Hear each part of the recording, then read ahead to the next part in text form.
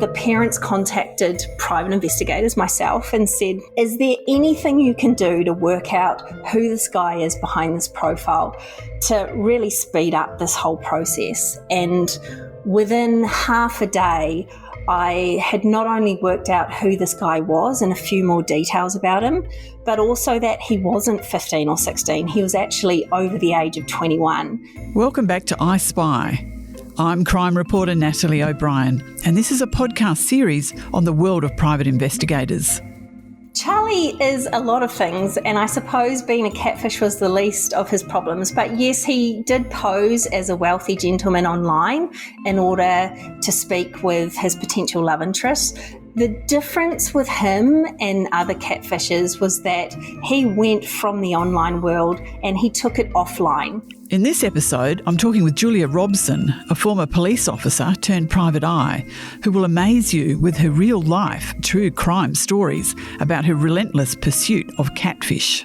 Everyone is looking for love. It doesn't matter whether you're an academic or a police officer. There are going to be times when people will grab hold of those vulnerabilities that you're showing them and exploit them. Catfishing has become the scourge of social media, cruel predators preying on the romantically vulnerable. Thousands of people are falling victim to heartless scammers. In her career, Julia has unmasked a string of catfish. But before we get to that, what is catfishing and where did it come from? So catfish is the term used in the online dating world for a fake profile. It's really as simple as that. It can be a profile of completely made up information, so fake photo, fake name, fake backstory, or it can contain just some inaccuracy, so maybe a 20-year photo that's out of date.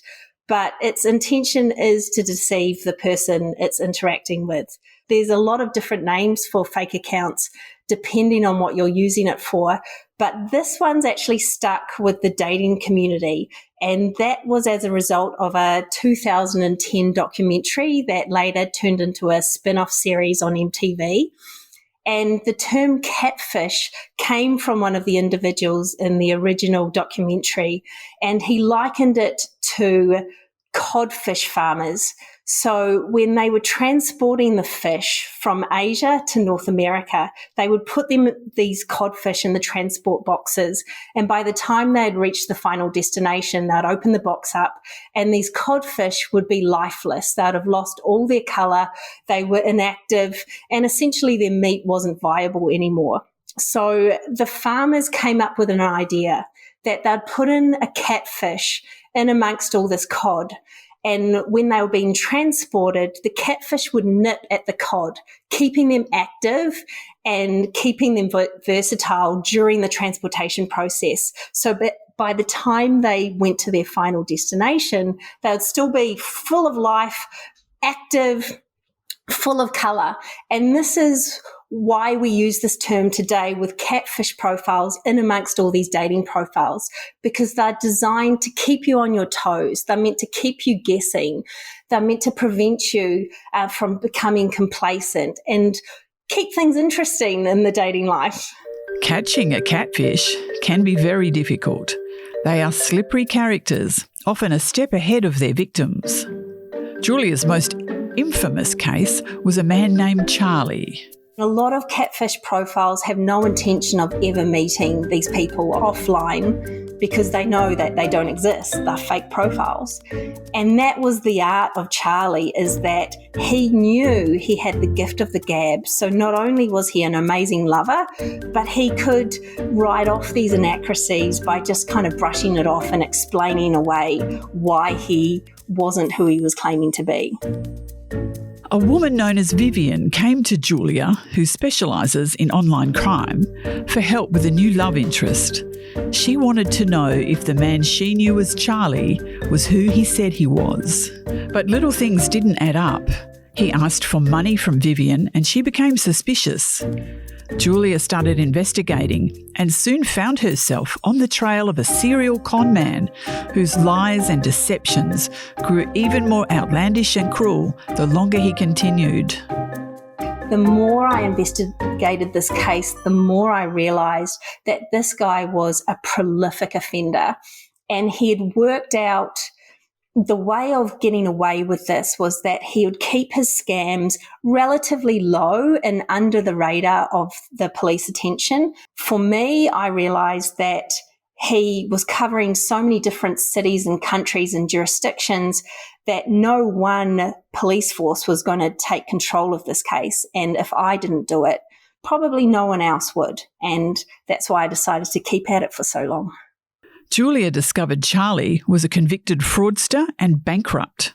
Then she found a trail of other victims who said he had ruined their lives and taken their money, and the chase began. The more I investigated this case, the more I realized that this guy was a prolific offender, and he had worked out the way of getting away with this was that he would keep his scams relatively low and under the radar of the police attention, but he'd keep his number of victims high so that by the time people went to the police station and police started gathering these reports of the same individual ripping these people off, he had already left town. And for me, I realized that he was covering so many different cities and countries and jurisdictions that no one police force was going to take control of this case. And if I didn't do it, probably no one else would. And that's why I decided to keep at it for so long. It was 7 years, wasn't it, before he was finally caught? Yes, seven long years, but we did get there in the end. Tell me, he kept moving from country to country, from victim to victim, and yet you were still instrumental in his capture. How did you manage that? So this is the benefit of being an online investigator. I can be sitting at my desk in Melbourne and I can be looking at local classified ads and local dating profiles being posted all around the world. And that was really what I was using, this open source intelligence, to put together a dossier of every place he was going to, no matter where it was in the world, until I finally found an opportunity to take appropriate action. Did you follow him to some of the countries? So the arrest ended up being in New Zealand. And of course, this is my hometown and I felt pretty comfortable finding my way around there. So that was the final destination of where this all came to a head. And yeah, it was pretty good to finally meet. Remember, this was 7 years and I'd never seen him face to face. So the first time when I finally caught up with him was really the pinnacle of the whole investigation. Has that case been completed yet, or is it still before the courts? Well, interestingly enough, he has completed his custody. It's gone through all the process. He is now out of jail and he is a free man. So from what I have heard is complete silence. So whether that means he's reformed and he's a good boy, maybe I've got my hopes up there. But yeah, I'm really waiting to see if there's going to be another season 2 off the back of his release. As online dating has become more acceptable and more widespread, so have the risks. You have to understand that when I first started these types of cases, online dating was a really taboo thing. No one wanted to admit they were meeting people online. But nowadays, it's a really accepted practice for finding people. And sometimes you just want to see how the other half lives. So you create this fake persona and you approach people you think that you'll never be able to date in real life. And you can have these conversations with these supermodels or someone you don't think that you could obtain. Or unfortunately, you could use it for some more sinister reasons, such as romance scams and taking money from your victims. The thing with romance scams is that everyone has to be a little bit vulnerable when they're online dating. So most people have to open themselves up to new opportunities and they have to talk to people they probably otherwise wouldn't feel comfortable if they were meeting them on the street. And there are those people out there that are taking advantage of these vulnerabilities that these people are showing when they're putting their heart on the line. Everyone is looking for love. It doesn't matter whether you're an academic or a police officer. There are going to be times when people will grab hold of those vulnerabilities that you're showing them and exploit them. And every single year without fail, Australians are losing more and more to romance scams. And unfortunately, we can bring as much awareness as possible about these types of things, but you're always going to have to show that vulnerability when it comes to dating online. And this is where people end up in trouble. From my experience, what I have seen is that the longer you continue the relationship online, the more likely it is that you can be groomed. So it's very important that if you have any kind of an attraction with this individual, you try and meet up for a coffee sooner rather than later. The longer you leave it online, the more likely it is that you're going to end up with a catfish scenario. One of Julia's first catfishing cases was a man who came to her with doubts about the woman he'd struck up an online relationship with. She was his dream woman and even had a profile picture showing her supermodel good looks. But it was Julia who got the biggest surprise when she saw the photo. It was actually a man from regional Victoria who had recently split with the mother of his child, and he was looking for companionship. So he went online and started talking to this amazing woman that was the woman of his dreams, and they would have these long, in-depth conversations online, and then they would be having these shorter conversations on the phone. But every time he tried to arrange a meeting with her, she would cancel at the last minute. Of course, he became pretty suspicious by this, and he ended up coming to me and saying, I just want to know what's going on here. So in our very first meeting, before I'd even had the chance to turn on my computer, I had made a huge breakthrough in this case simply by asking him to show me the photo that she had provided him of herself. Now, for context, he was in regional Victoria, and I'm originally from New Zealand, and I obviously went to school there. And the photo that he provided was actually of a top model in New Zealand who I went to high school with. So I knew pretty much straight away, okay, we've got a problem here. And when I said that to him, he said, okay, all right, I accept that. I mean, I did think she was pretty gorgeous, but I still want to know who this woman is because I've been talking to her for so long now. And the more we kind of worked through it, we realized that it had to be someone he knew. And it was someone that was talking about these particular places in his regional Victorian town that only someone familiar with that area would know. And the more we kind of investigated it, the more things pointed towards it being the mother of his child, his ex-partner. So we came up with this plan that we would actually do some surveillance on his ex-partner.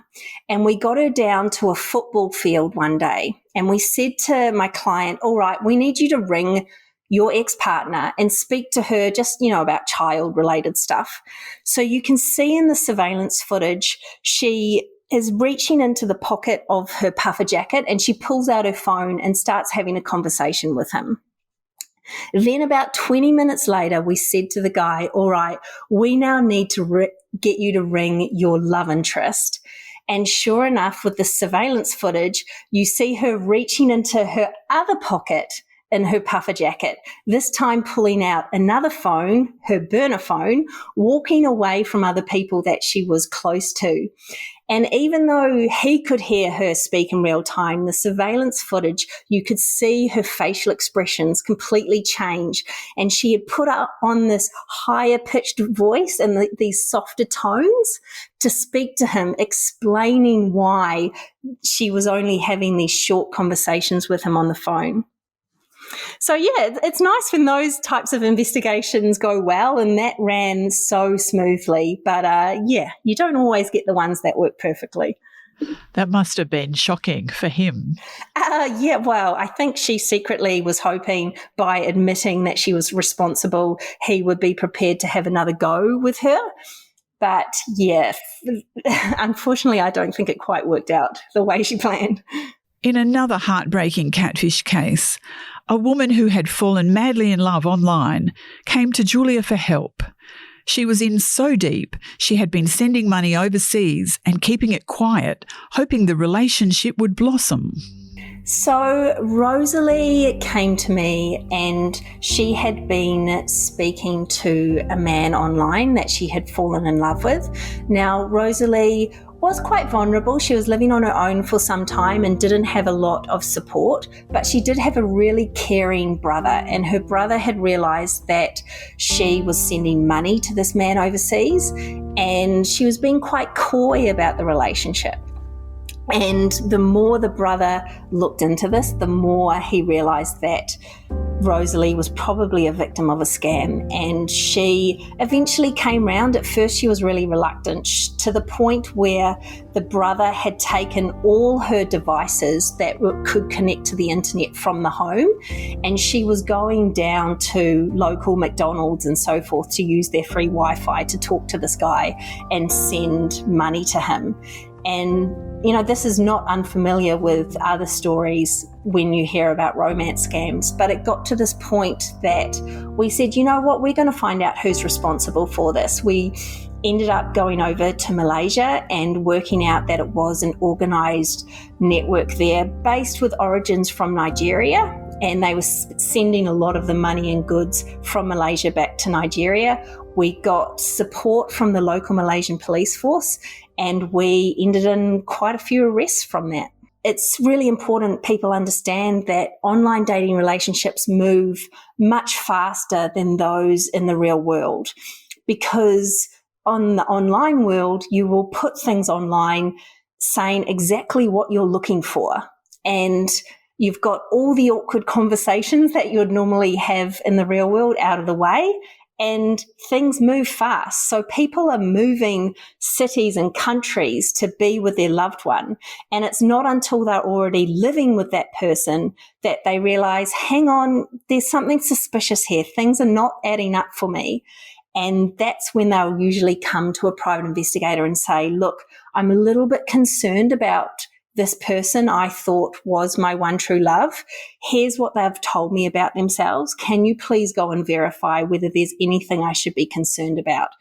And obviously those things would be the financial status. Maybe they're actually bankrupt when they claim to be financially stable, or sometimes maybe they do have a criminal history that they haven't divulged before, and there are some concerns about having this individual living under the same house as them. In between catfishing cases, Julia has undertaken some family reunions, and she was asked to appear on a famous reality TV show. The background of that came off the back of a TV show I did previously called Long Lost Family, where I was the investigator involved finding family members, and that was hosted by Chrissy Swan and Ann Doe, and it was a great experience. But at the end of that, I got a call from a producer on Real Housewives, and they said, hey, look, we've seen you on the show, and we've got one of the housewives, Victoria, who is looking to get in contact with her birth father. So that's really how it all came about. And unfortunately, it did turn out that her birth father had passed away quite some time ago, but she had a whole other family she didn't know of in the UK, and even a half sister. So, it wasn't perfect, but it was definitely a good result in the end. And you've done a lot of those sorts of cases too, haven't you? Looking for missing relatives or reuniting family? Absolutely. So we call them historic locates, and it is a type of job that I'm really passionate about. I love those types of jobs, and I was really fortunate to do so many during my time working on that show. And you don't always get a good result. And can you tell me, the Housewives of Sydney, how did you find them? Look, I only met two of them, and they were lovely, but I think at the time it had just occurred right at the beginning where there was this big fight about the Jack's crackers, and they were talking about this fight the whole time, and I thought, okay, well, what we're doing right now is going to be nothing compared to the rest of the drama of that season. I remember one reunion that I was able to be part of was an absolute disaster, and the woman ended up slapping her birth father. The dangers of online relationships for young people is well known, But catching catfishers who are grooming underage children is particularly concerning and needs fast action. Julia, with her online investigation skills, found the real identity of a man who was grooming a 13-year-old girl before the police could act. There's actually a growing issue that I'm finding where private investigators such as myself come in handy. And a really good example of this was a case I worked on recently where there was a girl under the age of 13, so a minor, who had created a profile on a social media site and had become friendly with a guy on there. Now, he claimed to be about 15 or 16 years old, and eventually he had suggested to her, hey, let's meet up in real life. They had met up. There was an incident that occurred that was completely inappropriate, which caused the girl to tell her parents, and the parents went to the police. The police said, yes, there's an offence that has occurred. We want to speak to this boy. Tell us everything you know about him. The problem was that all the girl knew about him was the name he had given her and his social media profile. She didn't have his mobile number or email or any of those other details. And by the time the police got involved, he had removed her and blocked her from his profile and locked it to its highest security settings. So police did everything within their powers that they could. But part of that process is requesting information from the social media platform in terms of the identifying information of that offending account. And that is not always instantaneous. It kind of goes in this level of priority. And for them, they said, look, it's probably not the highest priority.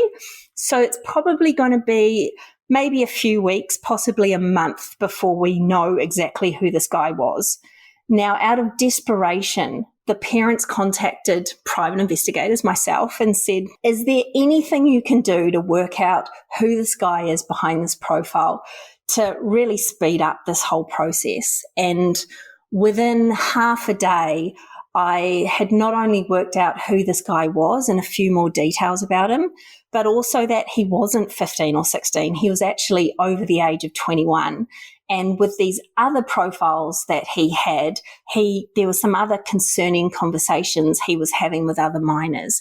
This was then able to be handed to the police. Their investigation process was able to be sped right up. In her spare time, Julia uses her investigation skills for good, looking into cold cases and long-term missing persons. Her current investigation is into a decades-old, horrific murder of a Sydney woman who moved to Melbourne. The murder is one of a number of homicides of sex workers in the same area that have never been solved. A $1 million reward is being offered to help track down the killer of a Melbourne sex worker. Despite a mass DNA screening of suspects, her murderer has never been identified. The killing of Amanda Burns grabbed Julia's attention because of the nature of the crime and because there were witnesses and so many clues, yet the homicide remains unsolved. Every so often I will take on a pro bono job related to cold cases and long-term missing persons. And those are the ones that really strike a chord with me. And there is one case in particular that is always with me, and I always look at it whenever I have spare time, and that's the unsolved murder of Amanda Burns. She was murdered on the 7th of April 1991. She was abducted from St Kilda, taken to a nearby street, violently assaulted and lost her life as a result of those injuries. And despite the fact that there were multiple witnesses who, even a taxi driver, chased the vehicle she was in because she was seen trying to escape from it. There was descriptions of the offender. The vehicle itself was a unique mini panel van that was even unique back in 1991. This offender returned in that same vehicle the following night. So with all these descriptions, they've never been able to solve it. And I just would love for the family to get some kind of resolution for this case. It was 30 years in April this year since it's remained unsolved. And I just feel with all this information available that there must be someone out there that holds the key crucial element to solving that case. So the very significant part of this investigation is that mini panel van. So it was a white or cream panel van. It was pretty old. It wasn't in good condition, and someone must have seen it around St Kilda. So someone would have knowledge of this particular vehicle.